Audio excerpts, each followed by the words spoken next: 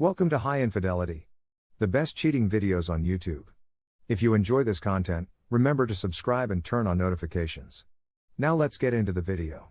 I, 30 female, caught my husband, 31 male, in an affair and I don't know how to move on.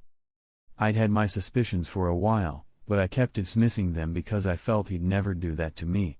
He's been resisting my efforts most of the time since about April, sitting differently on the sofa so that he's facing away from me. Minor things. It's with one of our long-term pals. She paid me a visit a few weeks ago. She sent me an SMS. She's claimed to care about me. I discovered it when I turned over and saw them having a Snapchat discussion. He stated that I attempted to seduce him last night and ridiculed it, and she said she hoped she could be there to hug him. When I approached him, he confessed it. He said that it was due to the stress of quarantine. He is unwilling to work things out. He regards me just as a heartfelt friend. When I informed her husband, he confronted her, and they supposedly kissed in February. I don't believe I was ever going to be enough for him at that point. We used to be overjoyed. We spent Valentine's Day together the week before they kissed. For our anniversary, he got us a lovely bottle of wine. We had a good time, and we were wonderful. I'm at a loss on what to do next. We've only been married for approximately a year. I feel like he stole so much away from me and refuses to go to counseling or sort things out. I don't want to leave my home, yet I see him everywhere. He chooses her. In every relationship I've ever been in, I've been cheated on. He was supposed to be my one and only. I'm at a loss on what to do. I've scheduled therapy sessions, but I was also laid off last month, so I have much too much free time to go through every single instance where he may have lied to me or where I made myself sad by clinging to him. How can I begin to work my way through this? Update: since everything transpired, I've only had one discussion with my husband, by his choosing. It was like talking to a robot for about 5 minutes. I've heard from others that he bemoans how he damaged his life, but I've never received an apology or the same expression of sorrow. I don't care at this time. I know he and the other lady are still together, and to be honest, they deserve each other. That's fantastic. While I still get irritated now and again, I no longer lament what I used to have. Instead, I'm ecstatic with the life I've been given. I relocated to a small walkable city and purchased my ideal apartment. It makes me so pleased to see how I've designed it and to live in a nice location rather than our previous drab home. In our marriage, I was the earner, and he would make me feel bad about wanting to pay for great dinners or do exciting things. I've done a lot of gourmet fun things since coming here and haven't felt bad about it. It's invigorating. I've put my toe back into the dating water and had a slew of lackluster dates using dating apps. I just met someone with whom I have a strong connection, and I am loving how valued and wanted he has made me feel. It's early, and we're going slowly, but dating has taught me that I'm a good catch who doesn't have to settle. Therapy has worked wonderfully for me, and I'm so glad I got started right away.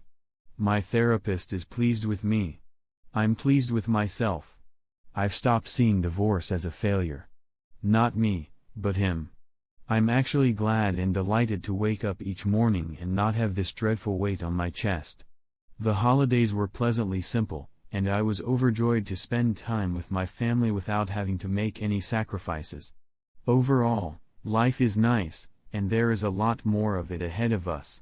In retrospect, I can't believe I spent so much time trying to figure out how to convince him to return home. I've created my own home and pleasure, and that is much more valuable. Story 2. I, 25 female, found out my wife, 24, cheated on me before we got married. We married a few months ago after dating for almost 4 years. I just discovered that she had a 4-month affair with a mutual acquaintance prior to our engagement. Emily, our buddy, is no longer a part of our life, and I'm not sure how to manage the situation. Before we were married, we had a couple with ladies. Emily is someone we'd slept with before. My wife, then GF, allegedly had with her without me approximately a week after we initially slept with her. The blunder was that we invited her back about a month later and had another.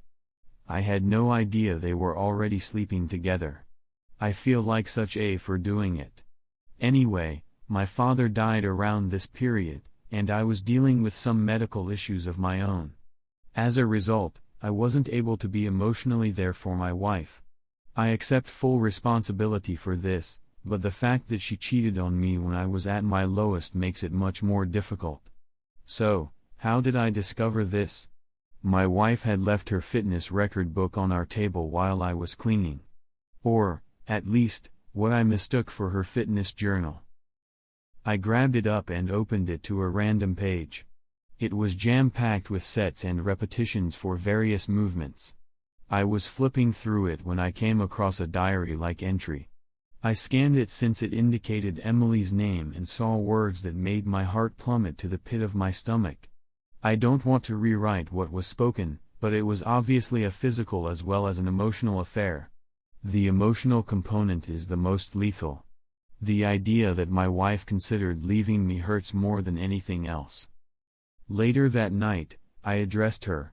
She sobbed and told me she considered telling me so many times. The reason she allegedly hadn't was because I'd had a very difficult existence, particularly in the last 5 years, and things were just beginning to improve. She wasn't sure I could deal with her treachery on top of everything else.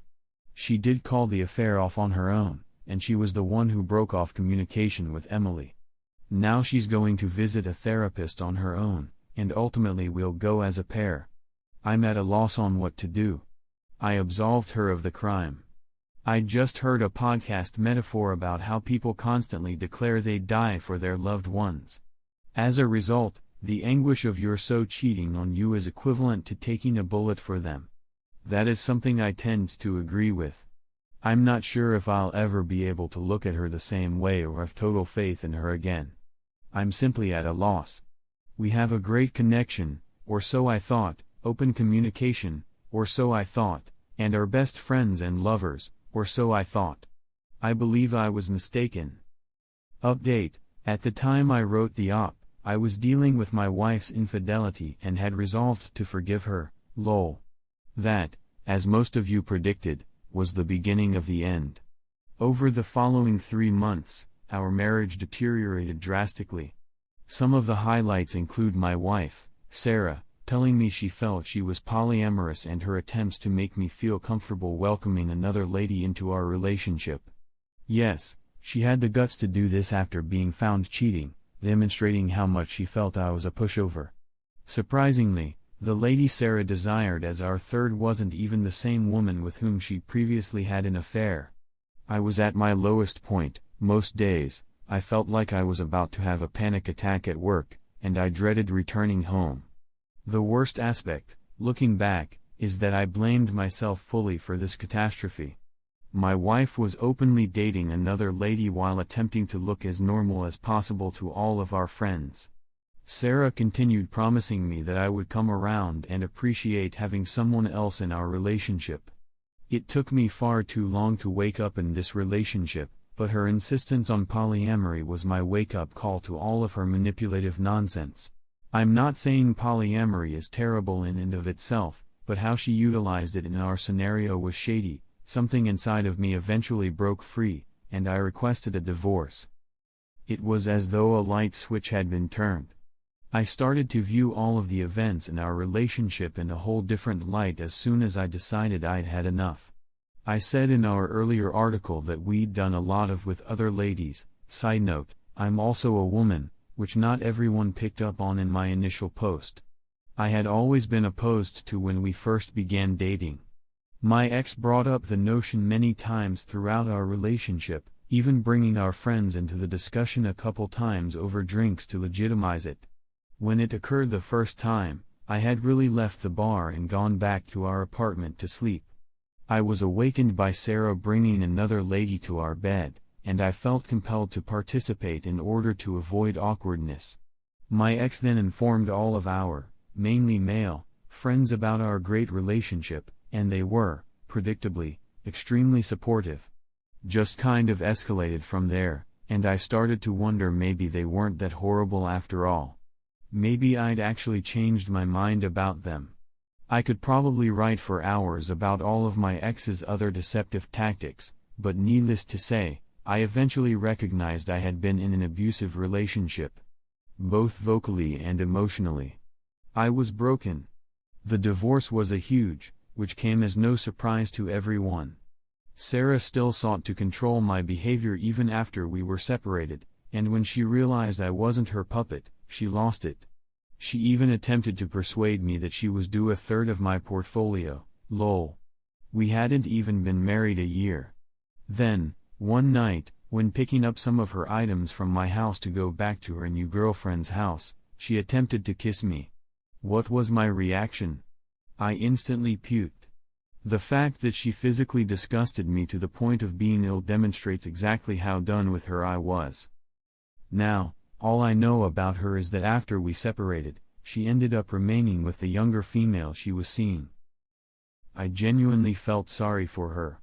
She reminded me of myself, which is probably why Sarah chose her. Hopefully, she won't be so easily swayed. I, on the other hand, have been great. Following the stress of the divorce, I felt as if the weight of the world had been lifted off my shoulders. My anxiety began to subside, and I realized that the major source of it had been that connection. I had the infamous brief rebound relationship, and when it ended, I put dating on hold for a bit in order to concentrate on myself. So to say, I utilized that time to find myself. When I met Sarah, I rediscovered old activities I'd abandoned, joined a gym, and became in great condition. I visited to a few cities before deciding to relocate to a whole new city. I had a couple one-night encounters before deciding it wasn't for me. However, when I'd gotten into my stride as a single person, and was genuinely enjoying it, I met this lady, Jess. I think since I wasn't seeking for anything, it caught me off guard, but we connected. We have a lot in common. With her, I felt at ease. She's pretty much everything I've ever wanted in a companion, as well as everything I believed couldn't be done. I assumed you had no choice but to settle. But, no. Jess and I have been together for 2 years, and she has showed me what a really loving relationship entails. A relationship that is free of abuse and manipulation. One in which we each have our own individual and relational objectives. We deliberately make time for one another here. It's fantastic. So that's where I'm at the moment. I know a lot of people in this subreddit have been in bad relationships like mine, but I'm here to tell you that it's so much better if you break out of them. Being both single and in a better relationship. So don't be concerned about being alone for a while. Accept it as is. Take a step forward. For a time, do whatever makes you happy. And ideally, your Jess will show up when you least expect it. Even if she hadn't in my situation, I'm sure I'd be okay being alone. I know I would have been 1,000 times happy than I was in those final few years with Sarah. So, if you're in an abusive relationship, or just one in which you have no self-esteem left, please get away. Now. Thanks for reading.